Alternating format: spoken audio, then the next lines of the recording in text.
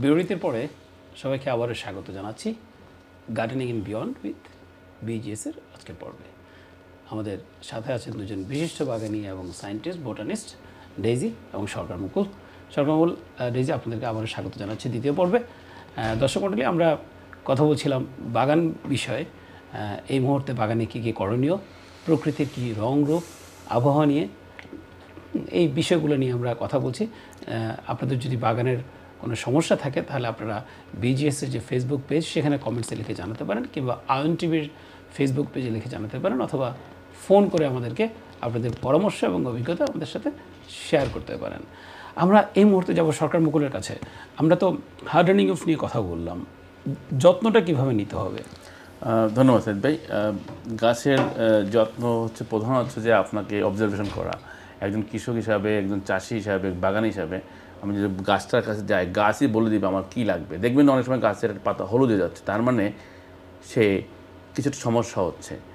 গাছে দেখবেন যে একটু ঢলে পড়ে যাচ্ছে, গাছই বলবে আপনার কী করতে হবে। বাট এই মুহূর্তে যারা গাছ ট্রান্সফার করব, এই মুহূর্তে আমরা যেন কোনো খাবার না দিই, কারণ গাছটাকে একটু তার নতুন পরিবেশে স্যাটেল হয়ে দিতে হবে।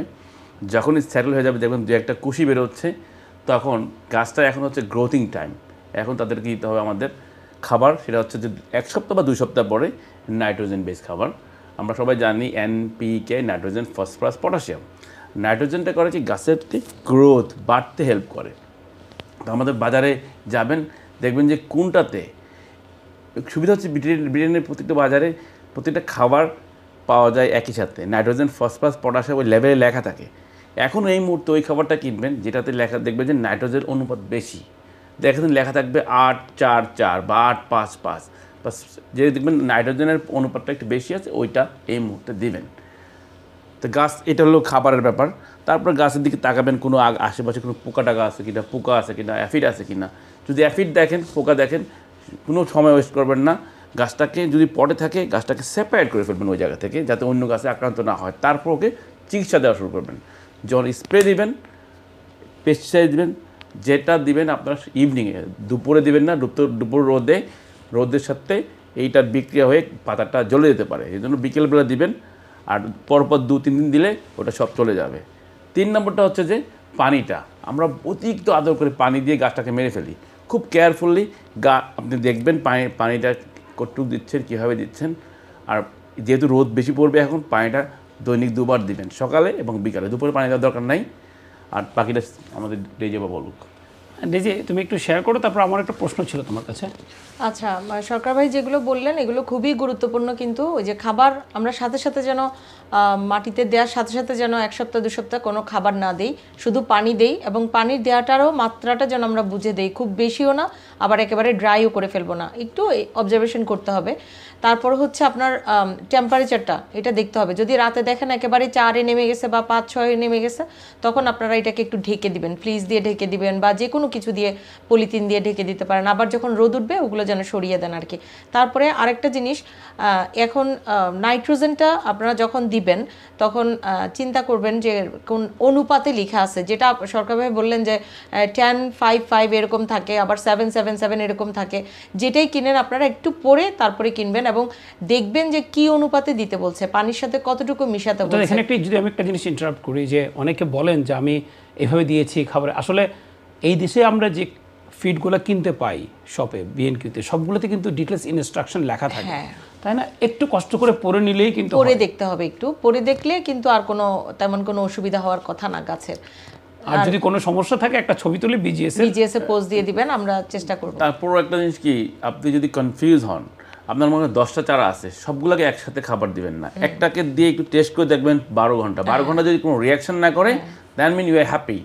বাট ওখানে যদি বলে যে আপনি 5 লিটারের সাথে 10 ml দিতে, আপনি ইচ্ছা করে প্রথম দিকে যে ছোটো ছোটো চারা, ওগুলা কিন্তু ওদের অনুপাতটা কিন্তু বড় গাছের জন্য বলতেছে। কতদিন পর পর দিবে?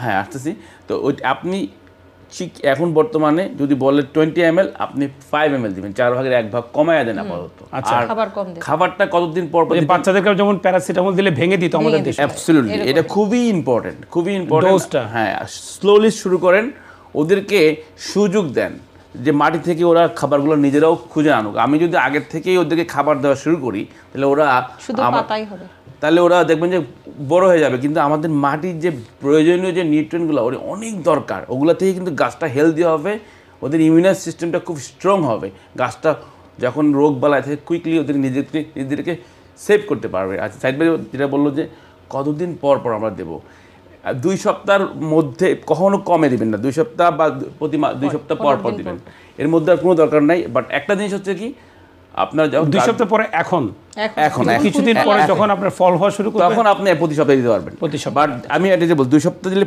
1 সপ্তাহ আপনি যদি সুযোগ হয় অ্যাপসম সল্টের মিশানো পানি দিবেন, অথবা যদি না থাকে আপনি এখন থেকে প্রতি সপ্তাহে একবার হলো বৃষ্টির পানি দিবেন। বৃষ্টির পানির মধ্যে আল্লাহর রহমত সব আছে। বৃষ্টি নিয়ে কথাও ছিল যে মে মাসে অনেক সময় একটা শাওয়ার হয়, হ্যাঁ, অনেক দিন বৃষ্টি হয় বা অনেক সময় শিলাবৃষ্টি হয়, হ্যাঁ, এখান থেকে গাছগুলোকে কিভাবে রক্ষা করতে পারে এটাই?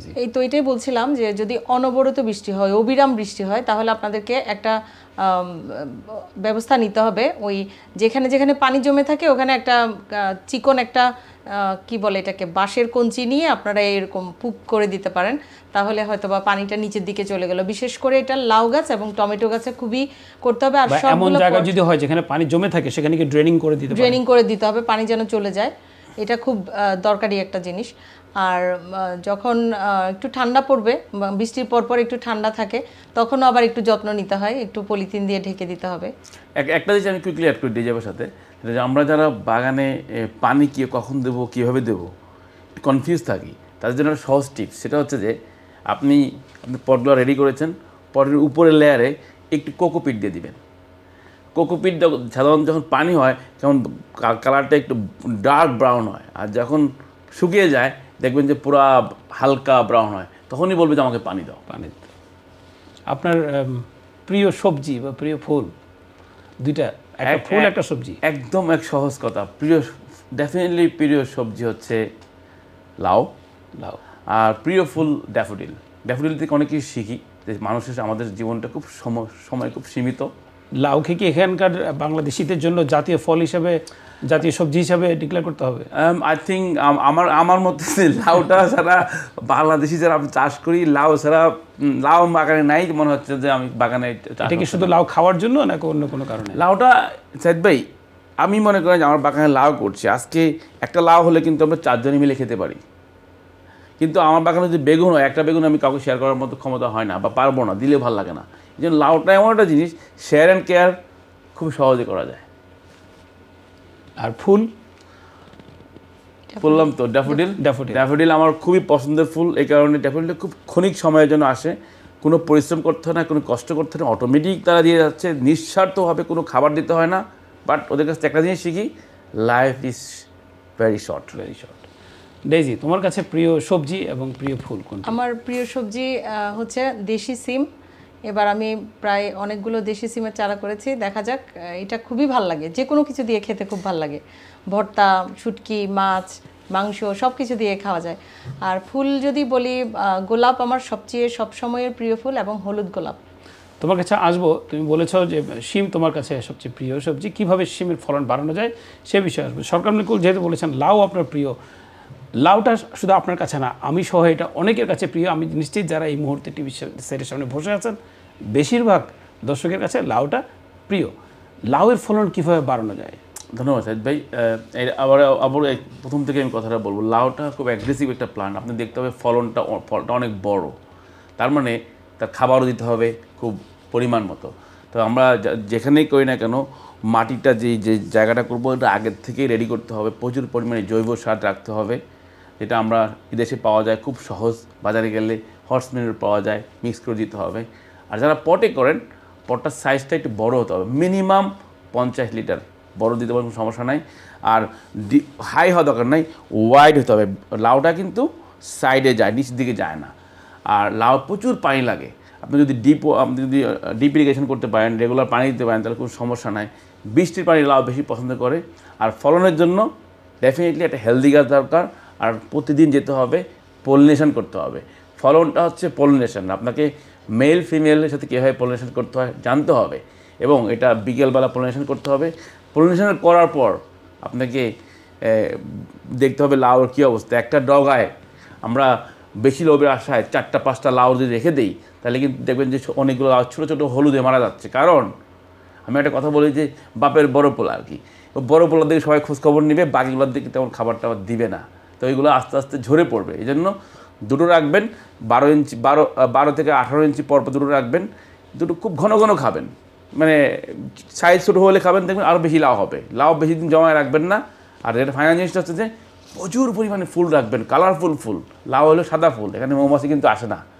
পৃথিবীতে যদি মৌমাছি চলে যায়, আগামী 3 দিনের মধ্যে পুরো পৃথিবীর মানে মানুষজন মানে না খেয়ে থাকতে হবে। তো এই জন্য মৌমাছিকে আমন্ত্রণ করার জন্য আপনি প্রচুর কালারফুল ফুল দেবেন। Marigold, sunflower, absolutely. আর লাউয়ের ফুলটা সাদা, যার কারণে মৌমাছি এটা ইগনোর করে। তো ওকে ডস দিয়ে কালারফুল ফুল দেবে, বাস্কেট দিতে হবে। লাউ যদি মাচায় থাকে তখন ইনশাল্লাহ লাউ ফলন হতেই হবে। বাগানের কোন অংশে লাউটা লাগাবে বা মাচাটা কীরকম হতে হবে?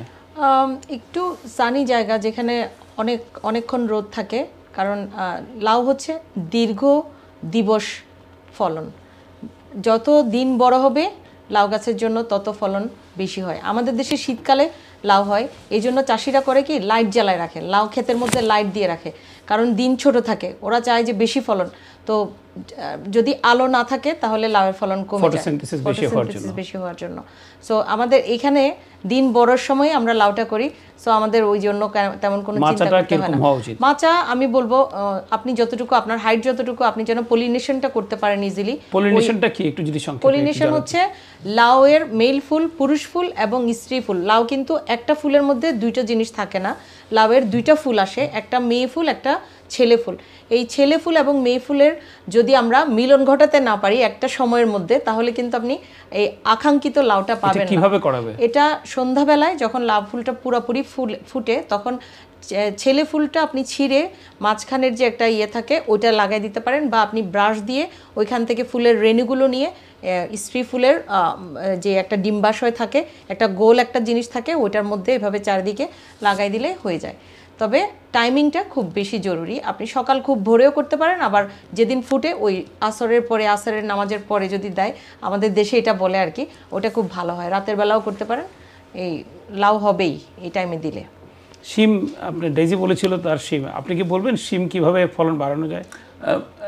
সাইদ ভাই, আমাদের প্রত্যেক বাগানই তার বাগানে সিম করা উচিত। সিম, মটর, এই জাতীয় উদ্ভিদগুলো খুবই জরুরি। এটা এমন একটা উদ্ভিদ যেটা বাতাস থেকে একটা বিশেষ প্রক্রিয়ায় নাইট্রোজেনকে ক্যাচ করে মাটিটাকে উর্বর করে, অটোমেটিক উর্বর করে। তা আপনি যদি আপনার বাগানের মাটি উর্বর করতে চান, আপনি আপনার পটে আপনি যদি বড় পটে দেন একটা সিম গাছ দিতে পারেন, বা একটা মটরের গাছ দিতে পারেন। আর সিম গাছ করতে হলে এটা খুব এরা মানে ঠান্ডা পছন্দ করে না, এবং এদেরকে আপনারা পটে করলেও ভালো হয়, মাটিতেও অনেকে ভালো করে। আর খুব সহজ, সিম গাছটা বেশি কঠিন না, বাট এই রোদটা যখন আপনি ট্রান্সফার করবেন খুব কেয়ারফুল ট্রান্সফার করার, পাতাগুলো খুব পাতা জ্বলে যায়। এই জন্য আমার নিজেরও কতগুলো জ্বলে গেছে, কেয়ারফুল আমি সময় পাইনি। বাট ট্রান্সফার করা যদি একবার দাঁড়ায় যায় আলহামদুলিল্লাহ। আরেকটা জিনিস, সিমে কিন্তু প্রচুর অ্যাফিড আক্রমণ করে, কারণ এখানে খুব বললাম না নাইট্রোজেন বেশি। যে সমস্ত গাছে নাইট্রোজেন বেশি ওই সমস্ত গাছে অ্যাফিড বেশি আক্রমণ করে। তখন আপনাকে অ্যাফিডের পিছিয়ে না ঘুরে পিঁপড়ার পিছিয়ে ঘুরতে হবে। পিঁপড়া নিধন করলে আর অ্যাফিড আক্রমণ করবে না। পিঁপড়া এবং অ্যাফিডের আপনি বলেন ভাই, আপনি পিঁপড়া এবং অ্যাফিডের মধ্যে সম্পর্কটা? এটা তো আপনি বাগানি সায়েন্টিস্ট বসে আছেন, তারপর আমার কাছে জানতে চাচ্ছেন। অ্যাফিড হচ্ছে পিঁপড়ার খাবার, তো অ্যাফিডের বংশ বিস্তারের জন্য কিন্তু পিঁপড়া কাজ করে। সে কোথাও অ্যাফিড পেলে সেটা সে গাছের মধ্যে এক জায়গায় গিয়ে রেখে আসে, যাতে করে তারা সেখানে বংশ বিস্তার করে, সেখানে ডিম হয়, সেগুলো পিঁপড়া খেতে পারে। তো এটা আসলে একটা সার্কেলের মতো, পিঁপড়া নিজের প্রয়োজনেই কিন্তু অ্যাফিডগুলোর বংশ বিস্তার করতে সাহায্য করে। আমি কি ঠিক বলতে পেরেছি? আপনি অবশ্যই ঠিক বলছেন। হ্যাঁ, এটা হলো অ্যাফিড এবং পিঁপড়ার সাথে একটা বন্ধুত্ব, একটা সন্ধি আছে, শান্তি চুক্তি আছে। পিঁপড়া মিথজীবিতা যেটাকে অ্যাফিড যখন ডিম পাড়ার সময় একটা স্পেশাল লিকুইড স্যার, এটাকে বলা হানিডু, চরম মিষ্টি ওদের কাছে। এটা পিঁপড়ার জন্য বিরিয়ানি বলতে পারেন। পিঁপড়ারা করে কি, ওটা খাওয়ার জন্য একটা অ্যাডাল্ট অ্যাফিডকে গাছের মগ ডালে দিয়ে আসে। অ্যাফিড কিন্তু উঠতে পারে না, তখন ওখানে অ্যাফিড করে কি ডিম পারে, আর এই পিঁপড়ারা যা মজা করে খায়, আর ওখান থেকে আস্তে আস্তে বংশবৃদ্ধি শুরু হয়ে যায়। এইটাই হলো পিঁপড়া। কল আছে, এটা কলটা নিচ্ছে। জি, আসসালামু আলাইকুম, কে আছেন? হ্যালো, আসসালামু আলাইকুম। ওয়ালাইকুম আসসালাম। জি আপা বলেন। জি যে আমি জানতে চাই, আমি তো স্কটল্যান্ডে থাকি, এখানে বেশি ঠান্ডা, তো সিমের গাছটা যদি গ্রিন হাউসে দিই তার ওটা কি ঠিক হবে? সরকার মুকুল বলেন। একদম একদম পারফেক্ট। সিম যদি গ্রিন হাউস দেন, আপনি গরম পেয়ে সিম এত খুশি থাকবে, বাট খেয়াল রাখবেন আপনার গ্রিন হাউসের জন্য পর্যাপ্ত আলো থাকে। এবং গ্রিন হাউসের দরজা জানলাগুলো যেন খুলে দেয়, কারণ ওই পলিনেশন হইতে হবে। এবং ওই গ্রিন হাউসের ভিতরে আপনি কিছু রঙিন ফুল, যেমন গাঁদা ফুল বা সূর্যমুখী ফুলের চারা ইয়ে করে দিবেন, যেন ফুল ফুটে থাকে, তাহলে যেন ভোমরা বা আপনার মাছি এই জাতীয় যেতে পারে। হ্যাঁ পোকামাকড় ঢোকে, তাহলে সিমের যেন আপনার ওই যে পরাগায়নটা হয়। আর মাঝে মধ্যে একটু জানালা খুলে দিতে হবে, তাহলে হবে কি ওই বাতাসে গাছটাকে যখন নাড়াবে তখন পরাগায়ন নিজের থেকেই হয়ে যাবে। একটা জিনিস আপনাকে বলে, আপনার ওই ডিজাপারটা যে বলছে, গাছটাকে মাঝে মাঝে নাড়াবেন, হালকা নাড়াবেন, হালকা করে, বা বাতাস দিলেও হবে, ফ্যান দিয়ে বাতাস দিলেও হবে। আপনি গ্রিন হাউসের ভিতরে অনেক সময় বাতাস ঢুকতে পারে না, সেক্ষেত্রে আপনি নিজে হাত দিয়ে গাছটাকে একটু নাড়াচাড়া করবেন, সেই ক্ষেত্রে পুরুষ ফুল স্ত্রী ফুলের মধ্যে এই যে পলিনেশনটা হয়ে যাবে এবং ফলনটা পাবেন আপনি। ভালো ফলন হবে। আচ্ছা ঠিক, অনেক ধন্যবাদ। থ্যাংক ইউ আপনাদের, অনেক থ্যাংক ইউ। ধন্যবাদ ফোন করার জন্য। রেজেক আপা, হুমায়ুন কবির ভাই, প্রভা, হিরু হক, কান্তা হক, শিমু আপা, অনেকে অনুষ্ঠান দেখছেন, উর্মি মজুমদার, ভৌমিক, মাহবুব মোর্শেদ ভাই, অনেকে দেখছেন অনুষ্ঠান, সালাম দিয়েছেন, নূরজাহান বাবু সালাম দিয়েছেন, শুভকামনা জানিয়েছেন, ইমরানা বেগম সালাম দিয়েছেন, ইউজফুল টিপস বলেছেন, তাহমিনা শারমিন, ইকবাল হোসেন, অনেক তথ্যভিত্তিক অনুষ্ঠান, আসতে দেরি হলে সম্পূর্ণ দেখে নিব, অনেক ধন্যবাদ। সিলভিয়া মির্জা আপা, সাইদা চৌধুরী আপা অনেকে দেখছেন, শুভকামনা জানিয়েছেন, মৌরা সাপে দেখছেন অনুষ্ঠান। তো যারা পরবর্তীতে একটু দেরিতে দেখা শুরু করেছেন, আপনারা রেকর্ডকৃত অনুষ্ঠানটা আয়ন টিভির ফেসবুক পেজে বা বিজিএসের ফেসবুক পেজে দেখে নেবেন। আর যারা ফোন করছেন তাদেরকে অনেক ধন্যবাদ, এবং নতুন করে যারা ফোন করতে, আর একটা কল আছে, আমি কলটা নিয়ে নিচ্ছি। যে আসসালামু আলাইকুম, কে আছেন? আসসালামু আলাইকুম ভাই, আমার নাম বিপু। জি বিপু ভাই। একটা ছোট্ট কোশ্চেন আছিল যে আমি খুবই কনফিউজড হয়ে গেছি, যে উনি বললো লাউ গাছে বেশি পানি দিতে, তো আমি তো লাউ গাছে বেশি পানি দেয় দুটা গাছ মানলাম গতবার, তো বেশি পানি বলতে কতটুকু? একটা ম্যাচিউর গাছে সপ্তাহে কয়দিন দিলে এটাকে বেশি পানি বোঝানো হবে আর কম পানি বোঝানো হবে? না আমার এক্সপিরিয়েন্স হলো লাউ গাছে কম পানি দিলে লাউ গাছ বাঁচে, বেশি পানি দিলে মরে। না, আপনি লাইনে থাকেন, সরকার মুকুল উত্তর দিচ্ছেন, আমার মনে হয় একটু ভুল বোঝাবুঝি হয়েছে। ধন্যবাদ বিভু ভাই। ভুল বুঝাবুঝি এটা ভাঙা দিব ইনশাআল্লাহ। অবশ্যই অবশ্যই বিভু ভাই অনেক ধন্যবাদ। বেশি পানি বলতে সবাই এমন পানি দিবে গাছই শেষ হয়ে যাবে। হ্যাঁ, না লাউ গাছটা বেশি পান, যেহেতু গাছটা ফলনটা বড়, অনেক বড়, এর পানিটা পর্যাপ্ত পরিমাণে লাগে, তার মানে আপনি একে বেশি পানি দিয়ে চুবাই রাখলে হবে না। লাউয়ের শিকড়টা খুবই সেনসিটিভ, হ্যাঁ, এটা খুব দুদিনের মধ্যে পচে যায়। এই জন্য আপনার ওই লাউয়ের যে মাটিটা তৈরি করবেন, মাটির মধ্যে যেন পর্যাপ্ত পরিমাণে পারলাইট বা কোকোপিট থাকে, পানিটা যেন কখনোই ধরে না থাকে, কিন্তু পানিটা ওর দিনে আপনি বলেন। ঠিক আছে ঠিক আছে ঠিক আছে। তো আপনাকে আবার বলছি, যারা দেখছেন, আমার ভাই একটা কোশ্চেন করছে, লাউ গাছ অতিরিক্ত পানি দিলে নাকি মারা যায়। কথাটা কিন্তু খারাপ বলে না, একদমই সত্য কথা বলছে। এই জন্য আপনারা যখন লাউয়ের মাটি তৈরি করবেন, যদি ড্রেনেজ সিস্টেমটা খুব ভালো হয়, আরটা হচ্ছে যে এর সাথে আমরা পারলাইট এবং কোকোপিট মিক্স করার পর আমরা যেন পানি দিয়ে, আপনি পানি দিয়ে চুবাই রাখলে হবে না, পানিটা দেওয়ার সাথে সাথে পানিটা চলে যায়। আমি একটু ক্লারিফাই করি সরকার মুকুল, আমার বিপু ভাই মনে হয় অনুষ্ঠানের শেষের দিকে দেখতে বসেছেন। আমরা অনুষ্ঠানের প্রথম দিকে চারা নিয়ে আলোচনা করেছি, সেখানে আমাদের ডেইজি এবং সরকার মুকুল দুজনেই বলেছেন যে লাউ বেশি পানি দিলে লাউ গাছ মরে যাবে, বিশেষ করে ছোট চারা। কিন্তু সরকার মুকুল যেটা পরবর্তীতে বলেছেন যে লাউ গাছ যখন বড় হয়ে যাবে এবং সামারে যখন আমরা প্রবেশ করব, তখন কিন্তু লাউ গাছে প্রতিদিন পানি দিতে হবে, কারণ এখানে লাউ গাছ প্রচুর পানি টেনে নেয়, পাতাও বড় থাকে, এবং সেই কারণে মনে বলেছেন বেশি পানি। কিন্তু ছোট ব্যবস্থায় যদি আমরা লাউ গাছে বেশি পানি দিই, বিশেষ করে অতিরিক্ত বৃষ্টি হলে, যেটা ডেইজিও মেনশন করেছে যে অতিরিক্ত বৃষ্টি হলে পরে সেই বৃষ্টির পানিও যেন জমে না থাকে, এবং অতিরিক্ত বৃষ্টিতেও কিন্তু লাউ গাছ মরে যেতে পারে। সেক্ষেত্রে লাউ গাছ, তারপরে হচ্ছে আপনার কি বলে এটাকে, করলা গাছ, এগুলো খুবই সেনসিটিভ গাছ। শশা গাছ বিশেষ করে পানি দিবেন, কিন্তু পানি থেমে থাকতে পারবে না, পানি চলে যেতে হবে। সো চলে যদি যায়, তাহলে ধরেন রোদ উঠলো, তখন তো পরের দিন আবার পানি দিতেই হবে। বেশি পানি বলতে আসলে ওই যে বন্যা করে ফেলবেন না, গাছে ভাই ঠিকই বলেছেন, কারণ পানি দেওয়াটা একটা সেনসিটিভ বিষয়, কিন্তু এটা কতটুকু পানি দিব না দিব এটাও কিন্তু বুঝতে হবে। কিভাবে ভালো করে বুঝবে? শিকড়টা ওয়াটার ক্লট যদি না হয়, আপনি একটা আঙ্গুল দিয়ে দেখবেন যে আপনার একটা যে কোনো আঙ্গুল দিয়ে দেখবেন, যদি আঙ্গুলটা ভিজা হয় তাহলে আপনার পানি লাগবে না, এটাই মনে রাখবেন। খালি আপনার আঙুলটা যতটুকু ঢুকে দেখুন, যদি আঙুলটা ভিজা, পানি লাগবে না। আর যদি দেখেন না আঙুলটার মাথাটা ড্রাই আছে, কোনো কিছু কাদা লাগতেছে না, তার মানে পানি লাগবে। তারপরেও আমি আরেকটা কথা বলি, আপনারা যারা পানি নিয়ে খুব বেশি মানে ভাবনায় থাকেন যে কখন পানি দিব, পানি তো বুঝাই যাবে। আপনার গাছের পাতা যখন নুয়ে যাবে সে চাইবে পানি, তখনই আপনি পানি দিবেন। যারা পটে করেন তারা কিন্তু আঙুল দিয়ে ভরে, হ্যাঁ কিংবা আপনার ওই যে ময়েশ্চার মেজারমেন্ট করার জন্য কিন্তু একটা মিটারও পাওয়া যায়, দামও খুব একটা বেশি না। গাছের পাতায় বলে দিবে আপনার গাছ কখন পানি চাচ্ছে, সে যখন নুয়ে যাবে পানি তখনই পানি দিতে হবে। একটা জিনিস কি আমি আবারও অ্যাড করি, পানি না দিলে কিন্তু গাছ মরবে না। না, ওই যে আপা বললো যে পাতা নুয়ে যাবে তখন, কিন্তু আমাদের সময় মতো যদি পানিটা দিই গাছ সময় শেষ হয়ে আসছে। ধন্যবাদ আপনাদের দুজনকেই এতক্ষণ সুন্দর আলোচনা করার জন্য। দর্শক মণ্ডলী যারা এতক্ষণ আমাদের সাথে ছিলেন, অনেক ধন্যবাদ।